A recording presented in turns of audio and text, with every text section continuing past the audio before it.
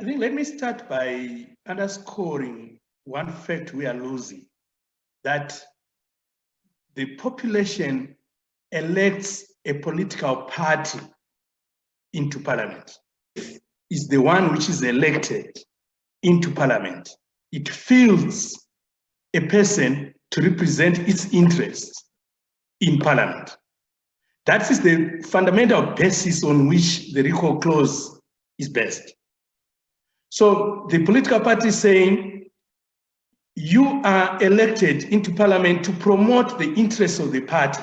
You are elected into parliament so that you put into effect the manifesto of the party which sponsored you into parliament to promote its interests.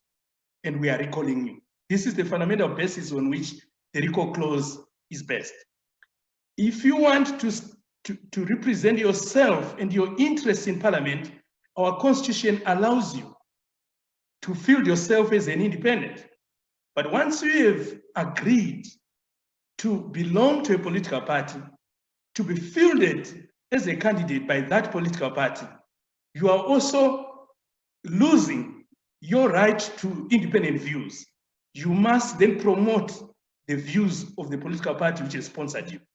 That is the fundamental basis on which the recall clause is based.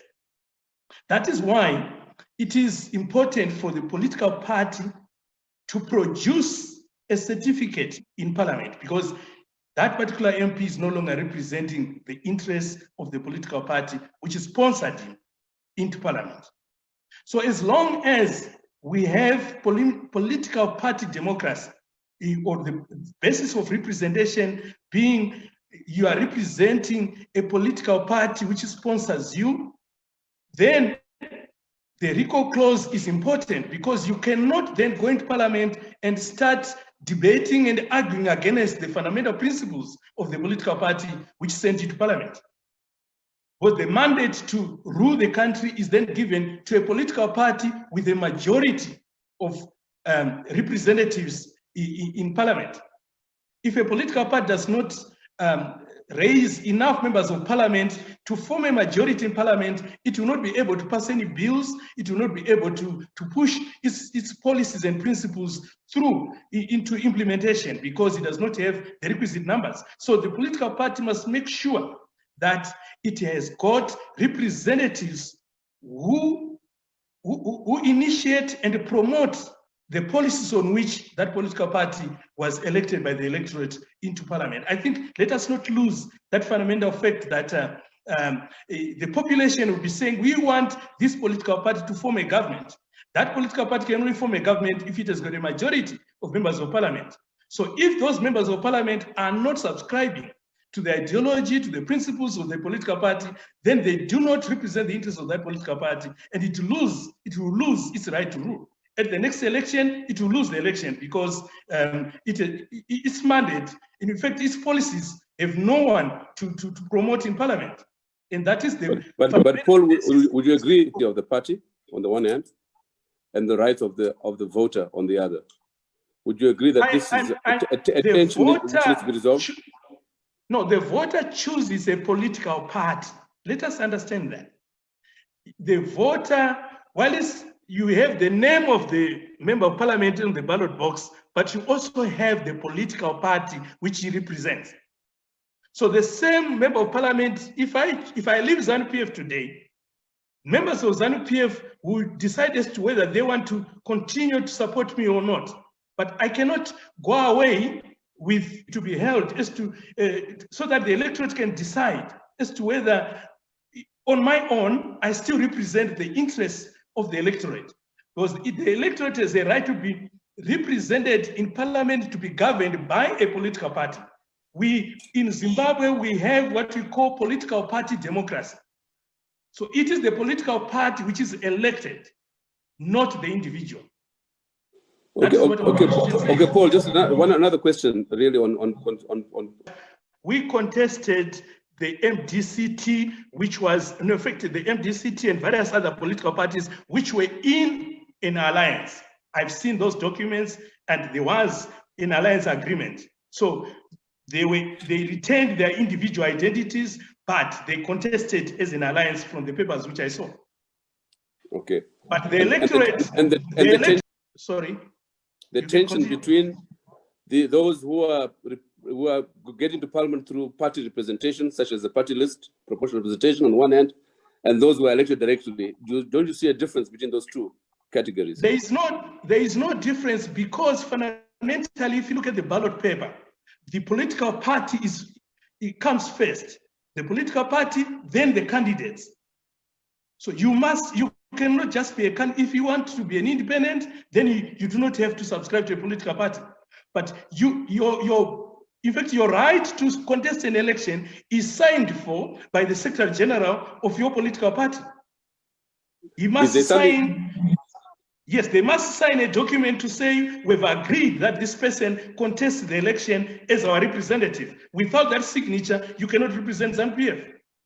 I would want the listeners to understand, the viewers and listeners to understand that we have what is called political party democracy in Zimbabwe. And that is what they approved when the constitution was approved.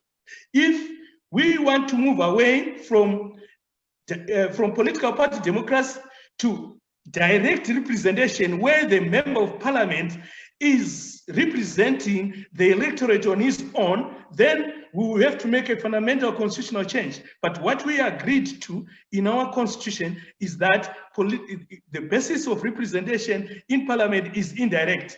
You are represented by a political party. But we also accept that if you do not want to be represented through a political party, you can stand as an independent. So that for those who want direct representation, then they choose independence. Those who want indirect representation, then they choose a political party. And I think the people should understand this. This is a fundamental constitutional position. If the population want us to change, then we have to make a constitutional change. Which section of the Constitution? In fact, it's not a section of the Constitution. Our constitutional democracy is based on political party representation. If you have to read the whole constitution rather than to say section so and so says you are being represented through a political party. Our practice in our constitutional democracy is based. This is why you are fielded by a political party. Okay. Read the Electoral Act again. Mute yourself, Paul. Yes, thank you. Okay, go on now. We adopted the principle of representative democracy. A president, I'll give you an example of a president who is directly elected by the people. That president can be removed from the office by parliament. Parliament, which is elected through various means. So we do not go to the people again to say, you are the ones who elected the president into office. Now we are not happy with the president, or if the people think that they are not happy with the president, we ask the people to hold a referendum as to whether the president should continue or not. We go to parliament, which is deemed to be representing the people. And the people and parliament can recall a president who is directly elected by the people. I'm giving this as an example, just to emphasize the point that the type of democracy we are enjoying in our country in terms of our constitution is representative democracy. In the same manner, when a member of parliament is contesting an election, they are sponsored by a political party. You will not be allowed to contest an election on the basis of a political party ticket without the signature of the Secretary General of that political party. Why do we have that provision?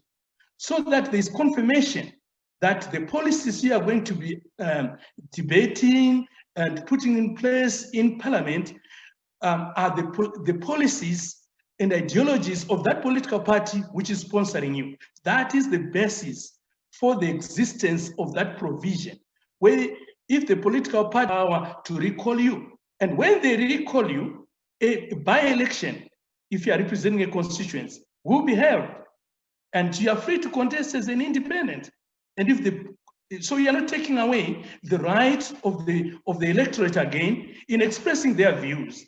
If they feel that the political party, and there are quite a number of examples where political parties actually withdrew their support from a candidate, and that candidate went on to contest an election and won the election as an independent. We've quite a number of instances which have taken place in our democratic history. So we are not that provision does not take away the right of the constituents to choose a representative whom they want. So in my closing remarks, I'm saying the Constitution is okay. The Constitution as it is all right. We adopted representation through political parties. Therefore, the political party has a right to confirm as to whether or not a representative is still representing its interests. If it's not representing their interests, then they recall that person. And the right to recall is important for us to continue to have political parties having a say, a measurement as to whether the representatives in parliament are still representing their interests. Because at the end of the day, come the conclusion of 5 years, if we allow members of parliament to represent their own interests when they're in parliament, that political party will not be able to retain power.